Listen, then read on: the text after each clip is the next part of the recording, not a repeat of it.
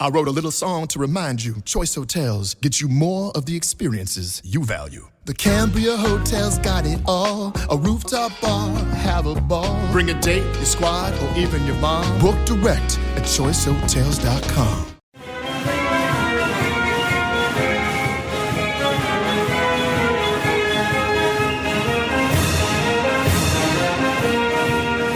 This is the Stone Zone with Roger Stone. People love him and respect him. Roger Stone. Now, get in the zone. It's the Stone Zone. Here's Roger Stone.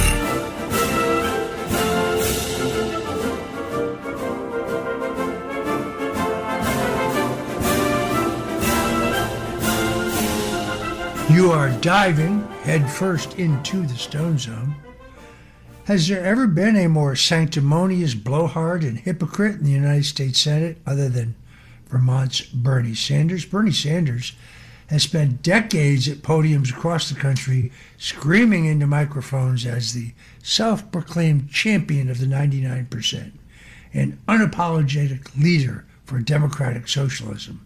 The truth is, Sanders has never had an actual job where he wasn't on the public payroll, serving his entire adult life in government as mayor of Burlington from 1981 to 1989, 16 years in the U.S. House of Representatives from 91 to 2007, and more than 18 years now in the U.S. Senate since 2007. He was actually an independent until about a year before he chose to seek the Democrat nomination for president against Hillary Clinton, and his radical socialist views were so popular that Hillary Clinton and Democratic National Chairwoman Deborah Wasserman Schultz had to rig the rules in order to defeat him.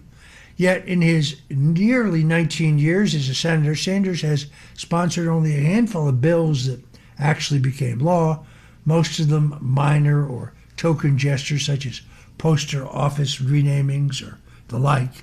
His ambitious flagship proposals like Medicare for all and sweeping wealth taxes have failed to pass as standalone legislation. He's been far more effective at offering amendments and co-sponsoring bills than acting any of his own major ideas. Sanders, of course, became a household name during his 2015 to 2016 presidential campaigns through his obnoxious, well-documented rhetorical assaults on millionaires and billionaires. From the podium, he repeatedly railed against the rigged system controlled by the ultra-wealthy, portraying elites as greedy puppet masters and the roots of America's inequality. This tirade continues even as he himself became a millionaire, because it was in those two presidential campaigns that he and his wife skimmed millions of dollars in media placement funds from his grassroots-funded campaigns. Bernie Sanders now has a net worth of $2 to $3 million, according to Senate filings, all while stirring up young people and by promising to forgive student debt, insisting that he would provide free college, as well as massive wealth redistribution. If you listen carefully, he no longer criticizes millionaires. That's because he is one. He touts small dollar donations from grassroots donors, but those funds are bankrolling private jets, limousines, five-star luxury hotels, and high-end travel. The hypocrisy is glaring in its numbers. In 2025 alone, Bernie Sanders spent more than $550,000 on private jets, including $221,723 in the first quarter and nearly $230,000 in the second quarter, often with ventures like Ventura jets, as reported by the Center Square. That's what the 2025 totals are also detailed by the New York Post as well as ABC News. By mid-2026, Sanders' official campaign committee had already funneled between $680,000 and $619,000 into lavish travel, including $562,000 for 11 private jet charters, $16,000 on limousines and chauffeured services, plus stays at upscale 4- and 5-star hotels. These expenditures, drawn from federal election records by my staff, occurred while the year was only half over. Sanders is not only a democratic socialist engaging in such practices. In 2025, Representative Alexandria Ocasio-Cortez joined him on the Fighting Oligarchy tour. Fox News Digital obtained exclusive photos and videos of both boarding a Leger Bombardier Challenger jet, costing about $15,000 an hour to fly just from Bakersfield to Sacramento, a distance that one could easily drive. That same year, AOC's campaign spent over $53,000 on luxury hotels, including the five-star Vdara Hotel and Spa in Las Vegas and Asher Adams in Salt Lake City, plus high-end meals at New York City, Las Vegas, and Puerto Rico restaurants, and nearly $50,000 more on hotels, catering, and venue rental at Puerto Rico's Coliseo de Puerto Rico. When questioned on May 7, 2025, on Fox News Special Report with Bret Baier, Sanders defended his use of private jet. You run a campaign and you do 3 or 4 or 5 rallies in a week. It's the only way you can get around to talk to 30,000 people. You think I'm going to be sitting online waiting? That's the only way to get around. No apologize for that. In other words, it's good enough for thee, but it's not good enough for he.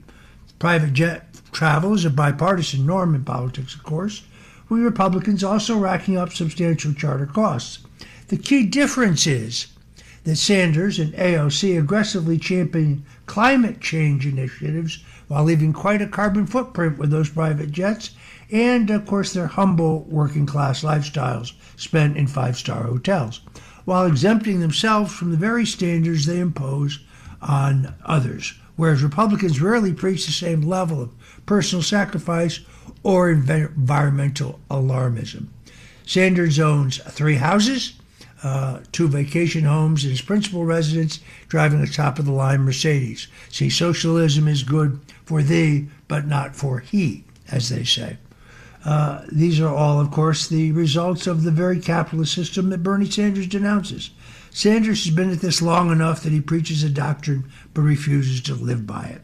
For all of his hatred of capitalism, he has shown little ability to deliver meaningful legislation or any real change in nearly 19 years in the Senate.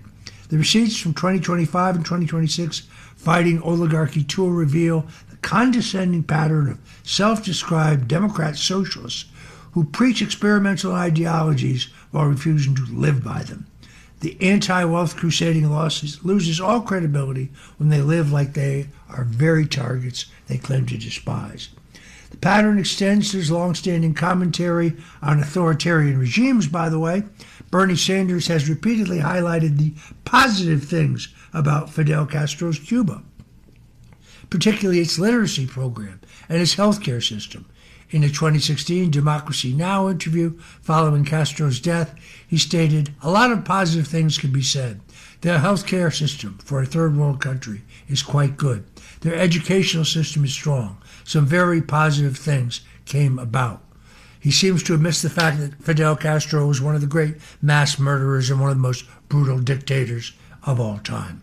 He defended these similar views in 2020 when asked whether a massive literary campaign was a bad thing, even though Fidel Castro did it. That was his defense, while acknowledging the regime's authoritarianism. The real really is not isolated praise, but a worldview that excuses the coercive methods behind utopian promises. The same ideology that fuels Sanders' campaigns while the luxury traveling bills pile up. In the end, well, the math doesn't add up. Sanders' rhetoric may fire up crowds, but the lifestyle, legislative record, and selective admiration for authoritarian achievements expose a fundamental disconnect. He preaches one set of rules with a righteous fury while living with another. And now he's back with a new proposal. Senator Bernie Sanders, the daffy old Bolshevik from Vermont, has a new proposal. He insists on introducing all manner of socialist horse squeeze as proposed legislation. Lately, he's been constantly whining about the need for a wealth tax, providing that he doesn't understand Article 1, Section 9, Clause 4 of the U.S. Constitution, much less why the 16th Amendment was necessary to implement the income tax. But then, the far left has always seen the Constitution as something to be dodged or twisted in any case. Now, though, Senator Sanders has a new idea, and it could make good old Karl Marx clap his hands in glee. Seizing 50% of the ownership of all artificial intelligence companies and putting the assets into a sovereign wealth fund, as if that fund would stay there long. A U.S. Senate bill put forward by Sanders would give the federal government a 50% ownership stake in the largest artificial intelligence companies, creating a sovereign wealth fund its sponsor estimates would be worth $7 trillion. One policy analyst called the idea nutty, while others said it would put American AI companies at a competitive disadvantage and would lead to offshoring. Senator Bernie Sanders, independent again of Vermont, introduced the American AI Sovereign Wealth Fund Act, which would impose a one-time 50% tax on AI company stock and deposit those shares into a fund that he says would pay every American more than $1,000 annually. Sanders says that AI was built on the collective knowledge of humanity and the creative work of tens of millions of people, and that the public deserves a direct ownership stake in the companies that have profited from it. Well, here's the first thing that Senator Sanders gets wrong. AI wasn't built solely on the collective knowledge of humanity and the creative work of tens of millions of people, although that's certainly a minor factor. AI was built by thousands of programmers who write and maintain the software, not to mention all the people involved with the building, maintaining the physical assets of the big data centers required, and financing them. Sanders' bill would, in effect, yank away half of the results of their efforts by partially nationalizing an entire industry. But wait, there's more. Senator Sanders is also, has always been proven in virtually every policy position he's ever taken, utterly incapable of understanding how incentives matter. Some of these software companies have tremendous assets, and any move in the United States to partially nationalize their industry would simply force that to move. If not most of them, almost all of them, these companies would flee the United States for greener pastures. Fortunately for the American economy, Senator Sanders' ideas rarely gain much traction. In fact, when it comes to traction, the daffy old Bolsheviks' ideas are about as stable as a hog on greased ice. And that's our good fortune as Americans. Now, a sovereign wealth fund by itself isn't the worst idea ever. We have a state-level equivalent here, and I think it is Alaska, sort of, in the form of the permanent fund, from which every Alaskan receives a dividend every year. But the permanent fund isn't based on taxing away half of any one industry's assets, and if you believe that, even if this passed, it would be a truly one-time tax, then I have a bridge in Brooklyn I'd like to sell you. I'm Roger Stone. You're listening to Stone Zone. Don't go away, because we'll be right back with more. The Stone Zone, entertaining and informative. On the Red Apple Podcast Network. Need a laptop that's built to perform and designed to last all day? Select Windows 11 PCs starting at $499.99 are now at Best Buy. Learn more at bestbuy.com. Best Buy. Imagine that.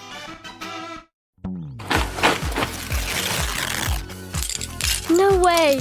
A Lego set is a gift that always clicks. And clicks. Mom, look! It's so beautiful! And clicks. For every nature lover, choose a Lego set. A gift that always clicks.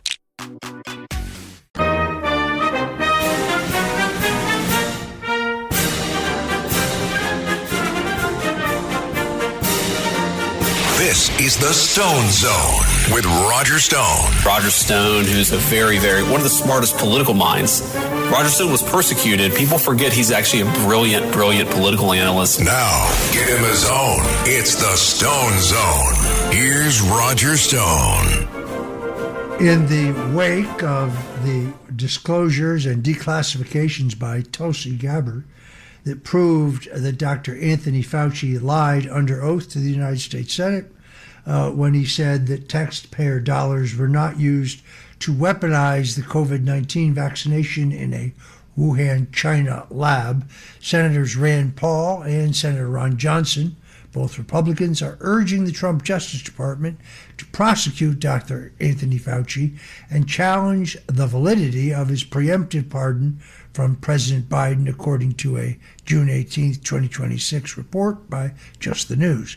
Senator Rand Paul, chairman of the Senate Homeland Security Committee and a longtime critic of Fauci, describes Biden's pardon as unusually broad and vague. It covers sweeping unspecified period of years without naming any particular crimes, similar to the pardon granted to Hunter Biden. Personally, I do not think that is the flaw in the pardons. After all, Gerald Ford pardoned Richard Nixon for any crime he may have committed. Nixon at the time had not been charged with any crime. Paul has questioned the pardon's legitimacy, though, noting it was issued via autopen on or around January 19, 2025, in Washington, D.C., at a time that Joe Biden was most demonstrably in the Virgin Islands. He's raised questions about whether the former president personally reviewed or authorized the pardon, asking, was President Biden of sound mind? Did he understand who he was pardoning? Did he participate in it? Do you approve of each of the individual autopen pardons that were issued during his presidency? Paul has repeatedly referred Fauci to the Department of Justice for allegedly lying to Congress about gain-of-function research funded at the Wuhan Institute of Virology. He argues that charging Fauci would allow a judicial review of the pardon's constitutionality. Recent indictments of Fauci associates, including senior advisor David Morenz, for allegedly destroying records and concealing information, could provide leverage, as those deputies might cooperate in exchange for leniency. Senator Johnson told reporters that Fauci is a bad person, ought to be prosecuted because I believe he did indeed commit crimes against humanity. Johnson expressed confidence that research supported by Fauci's agency contributed to the origins of the COVID-19 pandemic. Both senators see prosecution as a means of accountability for alleged misconduct and a way to challenge executive overreach in issuing broad preemptive pardons. The Trump administration has declared various Biden-era pardons, including Fauci's null and void due to autopen use, citing concerns over Biden's mental fitness and lack of personal authorization. As Mike Howell of the Oversight Project said on this show Sunday, if Fauci were to be charged, he would argue that the pardon, even though it's preemptive and signed by autopen, shields him from prosecution. That would cause a trial. Joe Biden could be called in that trial to testify as to what he remembers and what he authorized. I wouldn't bet on that. The 2025, the president issued a memorandum directing a review of Biden's autopen clemency actions, tasking the Department of Justice and the White House counsel with investigating potential unauthorized use of the autopen. House Oversight Republicans in reports such as the Biden autopen presidency have called for DOJ scrutiny, and the Biden DOJ pardon attorney has raised questions about autopen pardons absent further court review. Legal experts, including constitutional experts like Jonathan Turley, have noted that the autopen's use is historically permissible, absent clear proof of total lack of personal awareness, and that's what they would have to prove in court. I'm Roger Stone. You're listening to The Stone Zone. We'll be right back.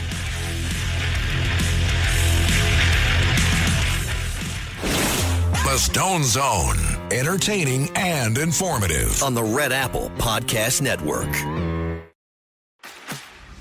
This episode is brought to you by Fox One. Watch all 104 matches of the FIFA World Cup live in 4K for just $19.99 a month with 3 days free.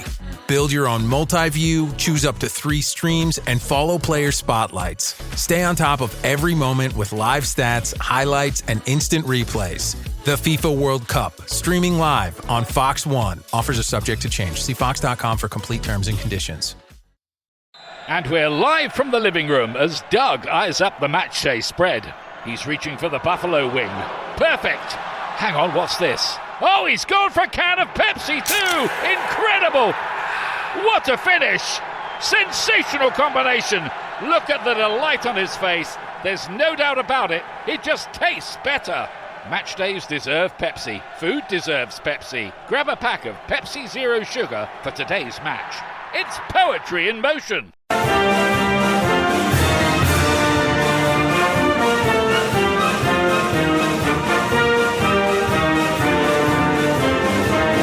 This is the Stone Zone. Now, get in the zone. It's the Stone Zone. A man who's gone through hell, but he's kept going, and he's smart, and he's strong, and people love him. Not everybody, but people love him and respect him. Roger Stone. Where's Roger Stone? Here's Roger Stone. Secretary of State Marco Rubio is heading to the Gulf this week as the Trump administration tries to turn a fragile breakthrough with Iran into a lasting security deal. Rubio is scheduled to visit Bahrain, Kuwait, and the United Arab Emirates starting tomorrow and ending Thursday, following weekend negotiations in Switzerland between the American and Iranian officials. The U.S. delegation was led in person by Vice President J.D. Vance, with Pakistan and Qatar helping mediate the talks. The center of the trip is the newly drafted U.S.-Iranian Memorandum of Understanding. The agreement creates a 60-day framework for negotiations, including Iran's pledge not to seek nuclear weapons and a process for reopening safe commercial transit through the Strait of Hormuz. In exchange, the United States would eventually dismantle its naval blockade of Iranian ports and begin addressing sanctions. Treasury Department has already issued a temporary 60-day license allowing the production, delivery, and sale of Iranian oil. Rubio is also expected to meet with the Gulf Cooperation Council in Bahrain to discuss regional security, shipping lanes, and how to restore safety after recent attacks that occurred amidst both operations Epic Fury and Midnight Hammer. We know that diplomacy is only useful when backed by strength. Iran has a long record of delay, deception, and terror sponsorship, and any final deal must be enforceable, verifiable, and tied to consequences. Trump administration knows this. Donald Trump knows this. But they've made enough of an impact where Iran knows they have no choice but come to a deal or continue to get bombed into oblivion. Rubio's job during his travels is to protect American interests, reassure our Gulf allies, keep pressure on Tehran, and make sure peace does not become another excuse for weakness. He will excel in this role as he has in the myriad of roles within the Trump administration. Meanwhile, 8 members of a North Texas Antifa cell have been sentenced to decades in federal prison for their roles in a violent attack on an Immigration and Customs Enforcement detention facility in July of 2025. The sentences range from 30 years to 100 years. The ringleader, one Benjamin Hanil Song, received the maximum sentence of 100 years after being convicted of attempted murder and discharging a firearm during a crime of violence. Prosecutors say Song shot Alvarado Police Lieutenant Thomas Gross in the neck during the July 4th attack. Other defendants received 50 and 70-year sentences, including migrants who arrived in black attire and were equipped with firearms, body armor, medical supplies, and explosive devices. Prosecutors said the group set off fireworks, vandalized vehicles, and opened fire on responding officers. Evidence presented at their trial showed planning through encrypted messaging, along with firearms training and coordination before the attack. Several co-defendants pleaded guilty, and others cooperated with prosecutors. Additional charges in Johnson County included attempted murder, domestic terrorism, and conspiracy. This case is a reminder that political violence is not activism. It is terrorism when militants organize, arm themselves, attack law enforcement, and try to storm a federal facility, whether it's in Texas or whether it's in Newark, New Jersey. The left spent years minimizing Antifa, claiming it was just an idea or a protest movement, when nothing could have been further from the truth. Somebody paid for the pallets of bricks, Someone paid for the buses, somebody paid for the flatbed trucks, somebody paid for the lawyers who were there in an instant to bail those who were arrested out of jail. The ideas underpinning Antifa thuggery are those of militant communism, the type of ideas that have led to the most grotesque and evil tyrannies mankind has ever known. That's why these sentences are so necessary. Antifa goons need to understand that when you attack law enforcement, threaten public order, and wage violence against America's immigration system, your freedom will also disappear. They're lucky they aren't being sent to Guantanamo Bay because, make no mistake about it, Antifa is just as dangerous of a terror threat as Al-Qaeda is or ISIS is to our constitutional republic. Meanwhile, a happy 78th birthday to Justice Clarence Thomas. Clarence Thomas, one of the most consequential constitutional conservatives ever to serve on the Supreme Court. Born in Savannah and raised in Pine Point, Georgia, Thomas rose from modest beginnings to Holy Cross, Yale Law School, Missouri State Government, the Reagan administration, the Equal Employment Opportunity Commission, the D.C. Circuit, and finally the U.S. Supreme Court, where he took a seat in 1991 after being attacked with baseless allegations meant to destroy his career. Those attacks failed, and now Clarence Thomas has become the second longest-serving justice in Supreme Court history. He spent more than 3 decades shaping American law through originalism, decades that were irrespective of textualism and a fierce independence that is rarely seen in Washington, D.C. His influence is not just symbolic. He's written more than 800 opinions, including major decisions that shape civil procedure, employment law, religious liberty, regulatory power, and yes, the Second Amendment. Thomas's opinion in the New York State Rifle and Pistol Association versus Bruin strengthened the constitutional right to carry and bear firearms and reshaped gun rights jurisprudence nationwide. Thomas is also known for standing alone when principle requires it. With more than 50 solo dissents, he's often placed constitutional arguments years before the rest of the court was ready to follow. His legacy extends beyond his own writings. 10 of his former clerks have become federal judges, helping carry constitutional conservatism through the judiciary that is often hostile terrain for those who lean right. Justice Thomas represents courage under fire, fidelity to the Constitution, and refusal to bend to elitist pressure.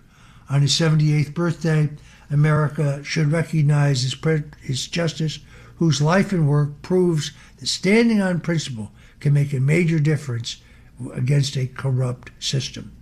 Meanwhile, this breaking news, Attorney General Alan Wilson of South Carolina has defeated Pam Evitz, the lieutenant governor in the Republican runoff for the governor's office. This was a unique situation in which President Donald Trump endorsed Evitz, the lieutenant governor, in the first round, but then issued a very rare co-endorsement of both Evitz and Attorney General Alan Wilson in the runoff. Wilson has now won handsomely. Wilson is a good personal friend, and I wish him the very best. Meanwhile, all eyes are looking northward. Tonight is the Republican primary in the 21st District, the seat being vacated by Elise Stefanik, where businessman Anthony Constantino faces off against veteran Republican Assemblyman Robert Smullen. This has been a slugfest, as they say, and all eyes will be looking at those results. Polls close in about 45 minutes. Meanwhile, the U.S. got a big win in the war against China in their attempt to get a grip, in fact, corner the market on rare earth minerals.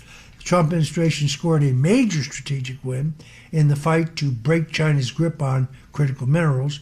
With U.S. support, an American company, Virtus Minerals, is developing 2 major cobalt and copper mining operations in the Democratic Republic of Congo. The company says it is the first U.S.-owned operator back in the DRC in more than a decade. That matters because the DRC produces roughly 80% of the world's cobalt, and China controls much of that supply today. Cobalt and copper are essential for everyday things from mobile phones and electric vehicles to electronics, infrastructure, and military equipment. Virtus is investing in Chemfa, a local producer with mining operations in different local regions. Together, the projects are expected to produce 75 tons of copper and 20,000 tons of cobalt per year once processing plants come online. The minerals will move through the U.S.-backed Lobito Corridor, a major rail route to Angola's east coast, created to secure supply chains for America and its allies. In what is the serious America First foreign policy looks like, instead of devoting resources to promoting social justice and wokeness in other countries while China locks up these crucial resources, President Trump has cut off USAID, and strangely enough, suddenly a rash of Latin American countries, Peru, Chile, Colombia, have all elected right-of-center leaders. Add Argentina to that list, as well as Honduras. Funny that the last time the left won an election in South America, it was in Brazil, and much of it with your tax dollars through USAID. Now you see the America First policies working in the area of rare earth minerals. For too long, Beijing has dominated Africa's mineral wealth through opaque systems that left the West dependent and vulnerable. Stronger American presence in the DRC begins to change the balance. Critical minerals are not just an economic issue, they're a national security issue. President Trump understands whoever controls the supply chain controls the future, and he intends for America to maintain its edge over the red menace. The president is serious about competing again in the area of rare earth minerals and look for other big deals throughout Africa in the near future. Meanwhile, Major League Baseball is backing down after warning Christian players on the San Francisco Giants for writing Bible verses on their Pride Night baseball caps. Commissioner Rob Manfred has apologized and told U.S. Senator Josh Hawley of Missouri that the players will not be fined, were not disciplined, and will never be disciplined over the incident. The controversy began when San Francisco Giants players added these biblical references to their hats bearing the Times Pride Night logo. After a public backlash and scrutiny from lawmakers, Manfred explained that Major League Baseball had adopted a policy limiting special uniforms, hats, and equipments during celebration nights with narrow exceptions. The Giants and the Dodgers have been allowed to keep Pride-themed uniforms items because both cities have large LGBTQ communities. But Manfred admitted that Giants players received inadequate communications and may not have understood that they were allowed to wear their regular uniforms instead. No player should be forced to wear a political, cultural message that violates his or her religious beliefs. Manfred said that Major League Baseball agrees that players and team employers should not be compelled to participate in workplace celebrations, especially by wearing something on their bodies if doing so conflicts with their sincere religious beliefs or values. Of course, he only says this now after the public backlash first reported right here in the Stone Zone. This is, of course, a win for religious liberty and basic fairness caused by conservatives mobilizing and expressing their anger. Professional athletes or anyone in their workplace do not surrender their First Amendment values when they're on the clock. If the leagues promote pride messages, which is fine, they should also respect Christians exercising their conscious and refusing to go along with the facade. Tolerance should never mean forced participation for one side and punishment for the other. I'm Roger Stone, and you're listening to the Stone Zone. Don't go away, because we'll be right back. The Stone Zone, entertaining and informative. On the Red Apple Podcast Network. Welcome back into the Stone Zone. Well, Secretary of State Marco Rubio has announced a new round of sanctions targeting the Cuban communist regime and the financial networks that keep it in power. Rubio designated 5 Cuban entities that generate revenue for Havana, including 3 tied to Gesa, the military-controlled conglomerate long accused of serving as the regime's financial engine. The sanctions also target entities connected to Cuba's mineral and metal reserves, including the state-owned Minera, along with a number of other extended Castro family members. Rubio said that GESA continues to operate as the financial muscle behind Cuba's repressive security apparatus, moving controlling assets and carrying out the regime's bidding across the island. The move builds on President Trump's May executive order and follows broad secondary sanctions announced earlier this month against banks and businesses that work against GESA and other Castro-linked entities. Rubio said the situation in Cuba is deteriorating because the regime keeps choosing control over freedom, opportunity over basic human needs. He accused Cuba's rulers of stealing resources that should go to schools, power plants, and necessities for the Cuban people, while instead funding repression, spying, and anti-American propaganda.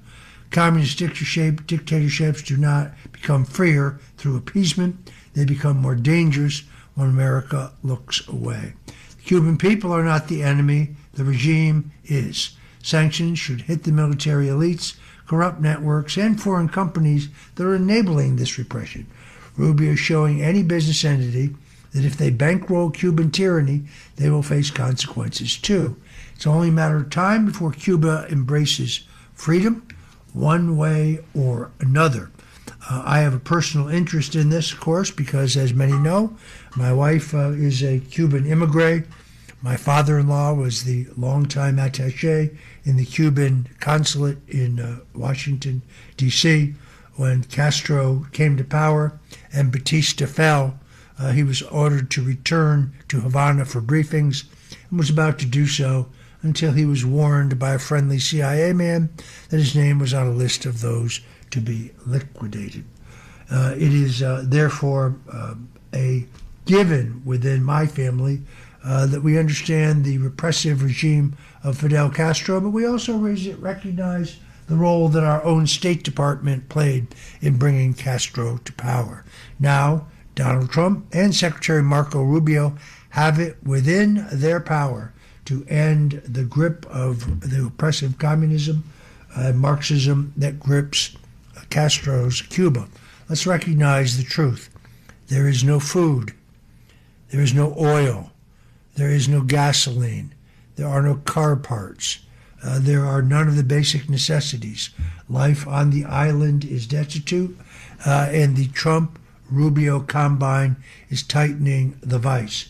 You may have read recently about massive shipments of oil that were allegedly going to be allowed to be sent to Cuba.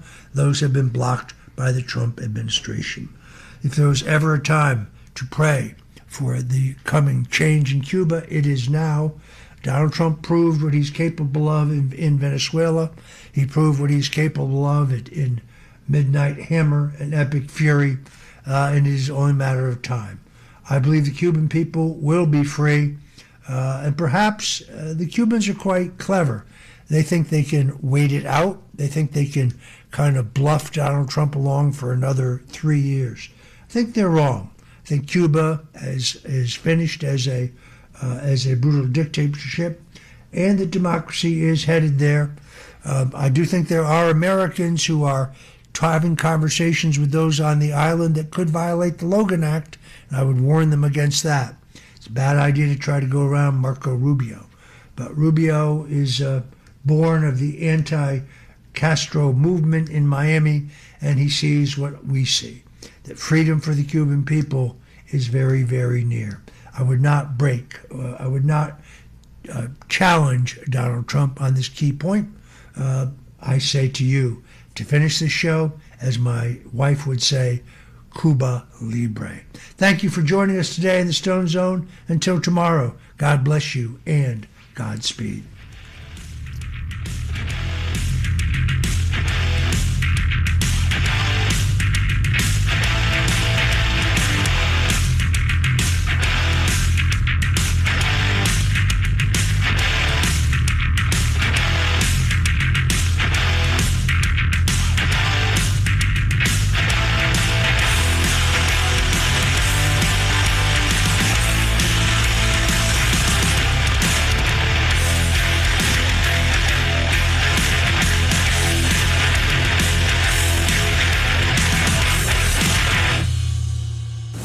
for listening to The Stone Zone with Roger Stone. You can hear The Stone Zone with Roger Stone weeknights at 8 on 77 WABC. If you like the podcast, share it with your friends and listen anytime at WABCRadio.com and download the WABC Radio app. Hit that subscribe button on all major podcast platforms. Plus, follow WABC on social on Instagram, TikTok, Facebook, and X. See you next time for a new episode so you never have to wonder. What the heck is going on here?